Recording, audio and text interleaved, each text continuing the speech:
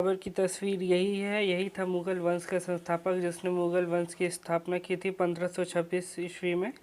चलिए पूरी तरीके से जानते हैं बाबर के बारे में। तो बाबर का जन्म जो हुआ था वैलेंटाइन डे के दिन यानी 14 फरवरी के दिन 1483 ईस्वी में हुआ था। और कहाँ हुआ था? फरगना में। और इसका पूरा नाम था जरीउद्दीन मोहम्मद बाबर।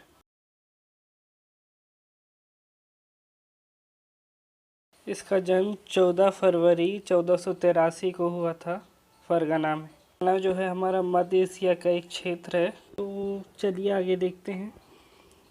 आगे हमारा है बाबर अपने पिता की ओर से तैमूर का पांचवा एवं माता की ओर से चंगेज खां का जो मंगोल नेता थे चंदवा वंशज था। जो पूर्वज थे वो मंगोल थे और मंगोल को ही फारसी भाषा में मुगल कहा जाता था। इसीलिए हम कहते हैं मुगल वंश के संस्थापक कौन है? बाबर हैं। मुगल नाम इसीलिए पड़ा है। अब आगे बढ़ते हैं। उसका जो परिवार था तुर्की जाति के चगताई वंश के अंतर्गत आता था। बाबर के जो पिता हुआ करते थे उसका नाम था उमर शेख मिर्जा और इसके जो पूर्वज थे वो भी मिर्जा का ही टाइटल रखा करते थे। इसके बाद पातशाह का पद आ गया था। जो इनकी पिता थे इनकी मृत्यु के बाद 11 वर्ष की आयु में ये शासक बने। मतलब ये 1494 में शासक बन गया था। और बाबर ने अपना जो राज्याभिषेक था वो अपनी दादी एहसान दौलत बेगम के सहयोग से करवाया था।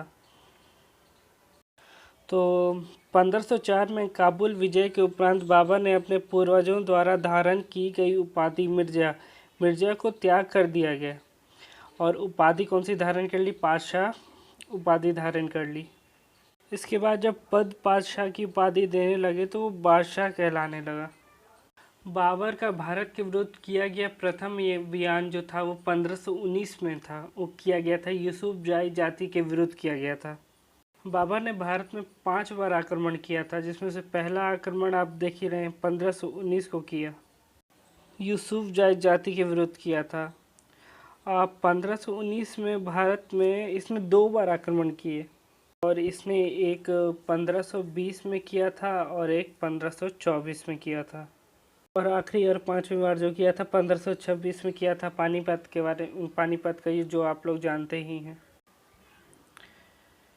इसके बाद बाबर ने बाजौर और बेहरा को अपने अधिकार में कर लिया। कब कर लिया? 1529 में।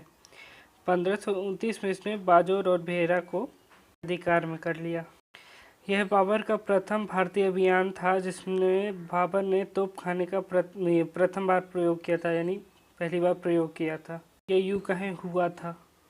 बाबर ने जो भारत पर आक्रमण किया था तो बाबर ही ऐसा शासक था जिसने भारत में पहली बार तोपों का प्रयोग किया था। यही कारण था कि वो कम सैनिक होने के बाद भी जीत जाता था। 1524 के चौथे अभियान के अंतर्गत इब्राहिम लोदी एवं दौलत खान लोदी के बीच मतभेद हो गया। अब इब्राहिम लोदी कौन है? इब्राहिम लोदी वो है जो दिल्ली सल्तनत में आखिरी वंशज था, लोदी वंश, उसी का ये आखिरी शासक था। और लोदी वंश की जो स्थापना थी वो बहलोल लोदी ने की थी। बाबर के आने से ही दिल्ली सल्तनत का जो अस्तित्व है वो ख़त्म हुआ था। दिल्ली सल्तनत समाप्त हुई, फिर मुगलों का राज आया, फिर बाबर ने इसकी स्थापना की। मतभेद हो जाने के बाद दौलत खां जो उस समय लाहौर का गवर्नर था ने पुत्र दिलावर खां एवं आलम खां जो बहलोल खां का पुत्र था, दिलावर खां एवं आलम खां जो बहलोल खां का पुत्र था, को बाबर को भारत पर आक्रमण करने के लिए आमंत्रित करने के लिए भेजा। ये था दौलत खां और इब्राहिम लोदी के बीच मतभेद हो गया तो दौलत खां ने 2 जनों को भेजा। एक उसका खुद का पुत्र दिलावर खां और आलम खां जो बहलोल खां का पुत्र था उसे भेजा। वो भारत पर आक्रमण करने भेजा। इसी समय राणा सांगा ने भी बाबर को भारत पर आक्रमण करने के लिए निमंत्रण भेजा था, लेकिन राणा सांगा था वो जो चाहता था कि दिल्ली पर उसका शासन हो, लेकिन दाव उल्टा पड़ जाता है, बाबर खुद का शासन स्थापित कर देता है। इसके बाद अगले पॉइंट पे हम देखेंगे दौलत खां पंजाब में अपना स्वतंत्र अस्तित्व बनाए रखना चाहता था। दौलत खां चाहता था कि उसका जो अस्तित्व है वो पंजाब में शांतिपूर्ण से स्थापित रहे। वो इब्राहिम लोदी से लड़ाई नहीं करना चाहता था ताकि वो हार ना जाए, कहीं उसका शासन छिन ना जाए। इन्हीं बातों को सोचकर उसने ये योजना बनाई और बाबर को निमंत्रण भेजा। आलम खां किसी भी तरह से दिल्ली के सिंहासन पर अभी अपना अधिकार करना चाहता था और दूसरी तरफ राणा सांगा भी यही चाहता था कि वहाँ पे उसका अधिकार हो। राणा सांगा बाबर द्वारा अफगानों की शक्ति को नष्ट करवाकर स्वयं दिल्ली के सिंहासन पर को प्राप्त करना चाहता था। अफगान जो था ये लोदी वंश थे और जो सैयद वंश था वो तुर्की थे। यही अर्थ था कि इब्राहिम लोदी को हटाकर दिल्ली के शासन पर ये खुद बैठना चाहता था। अब आगे बढ़ते हैं। अब आगे बाबर ने क्या किया? आगे बाबर ने अपने चौथे अभियान 1524 में बाबर ने लाहौर एवं दिल्लीपुर पर अधिकार कर लिया। इसके बाद पानीपत का प्रथम युद्ध हो गया। अब पानीपत की लड़ाई हुई 21 अप्रैल 1526 को। 1526 से लेकर जो 26, 27, 28, 29 ये बहुत ही इम्पोर्टेंट लड़ाइयाँ हैं। इब्राहिम लोदी दिल्ली का सुल्तान था, जो कि लोदी वंश का आखिरी राजा था। जो लोदी वंश था वो 1451 से 1526 तक चला था। इब्राहिम लोदी जो था वो सिकंदर लोदी का बेटा था। फिर आगे क्या होता है? फिर आगे हुआ यूँ कि दोनों ओर की जो सेनाएं थीं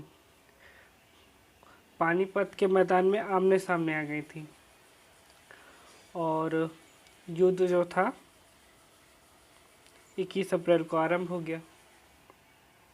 और रिज़ल्ट तो आपको पता ही है कि रिज़ल्ट क्या होता है।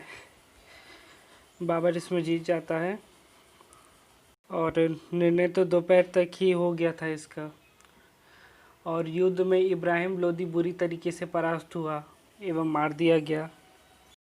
बाबर ने अपनी कृति यानी बाबरनामा अपनी खुद की लैंग्वेज में लिखा है, खुद लिखा है खुद की लैंग्वेज में। जो ये बाबरनामा है, बाबरनामा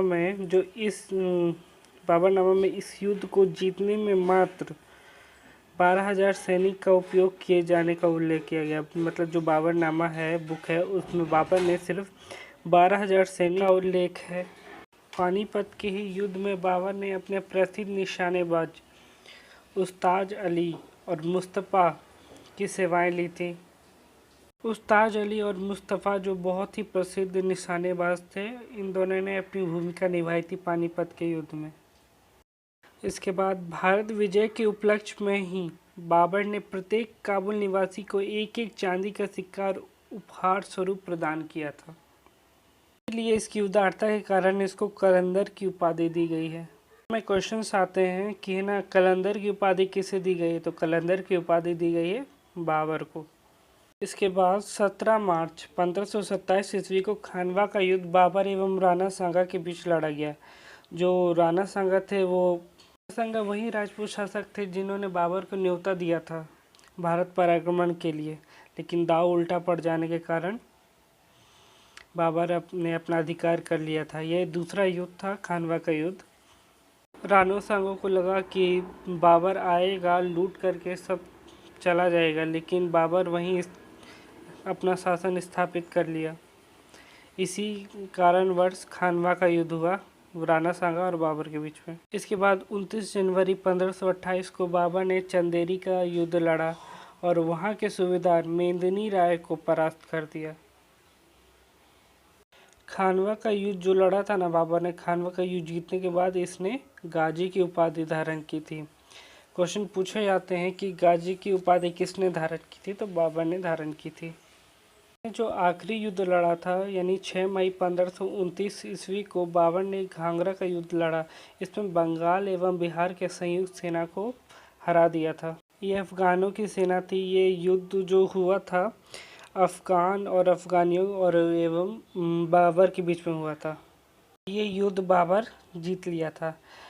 बाबर ने यहाँ कर 4 युद्ध लड़े थे और चारों में बाबर ने विजय प्राप्त की थी। बाबर केवल 4 वर्ष तक भारत पर राज्य कर सका। लगभग 48 वर्ष की आयु में 26 दिसंबर 1530 को बाबर की आगरा में मृत्यु हो जाती है। प्रारंभ में उसके शव को आगरा में के आराम बाग में रखा गया था, पर अंतिम रूप से बाबर की अंतिम इच्छा अनुसार उसके शव को काबुल ले जाकर दफनाया गया, जहां उसका मकबरा बना हुआ है। क्वेश्चन पूछा जाता है जो बाबर का प्रेजेंट में मकबरा है वो कहाँ स्थित है, तो जो प्रेजेंट में इसका मकबरा है वो काबुल में है। बाबर एक योग्य शासक था और इसने अपने युद्धों में तोपखाने का प्रयोग किया था, जिसके कारण ये कम सैनिक होने के बाद भी युद्ध को जीत लेता था। तो आगे बाबर योग्य शासक होने के साथ ही तुर्क भाषा का विद्वान भी था। उसने तुर्की भाषा में अपनी आत्मकथा बाबरनामा की रचना की, मतलब इसने बाबरनामा जो है खुद ही लिखा तुर्की भाषा में। बाद में फ़ारसी भाषा में अनुवाद किया गया था। अब्दुल रहीम खाने खाना ने इसे फ़ारसी भाषा में अनुवाद किया था। फ़ारसी भाषा में अनुवाद जो हुआ था वो अकबर के टाइम में हुआ था, और ये जो अब्दुल रहीम खाने खाना है ये अकबर के 9 रत्नों में से एक था। तो अकबर के टाइम में इसको फ़ारसी भाषा में अनुवाद किया था। अब्दुल रहीम जो खाने खाना थे वो बैरम खां के बेटे थे, जो अकबर के संरक्षक थे। खां का अर्थ होता है खानों का खान। ये उपाधि इन्हें दी गई थी के द्वारा, इन्हें ये उपाधि दी गई थी। और जैसे कि आप जानते ही हैं अब्दुल रहीम खान एक 9 रत्न में से एक ही थे। अकबर के लीडेन एवं अर्स्कीन ने 1826 ईस्वी में बाबरनामा का अंग्रेजी भाषा में अनुवाद किया था। ये जानकारी थी बाबर के बारे में। इसके बाद मैं एक वीडियो बना दूंगा जो प्रसिद्ध मुग़ल शासक के बारे में। अगर आपको वीडियो अच्छा लगता है तो लाइक कीजिए, चैनल को सब्सक्राइब कीजिए। मैंने बाबर से जुड़ी सारी चीज़ें इस वीडियो में मेंशन कर दी है। Hope you like it. Thanks for watching.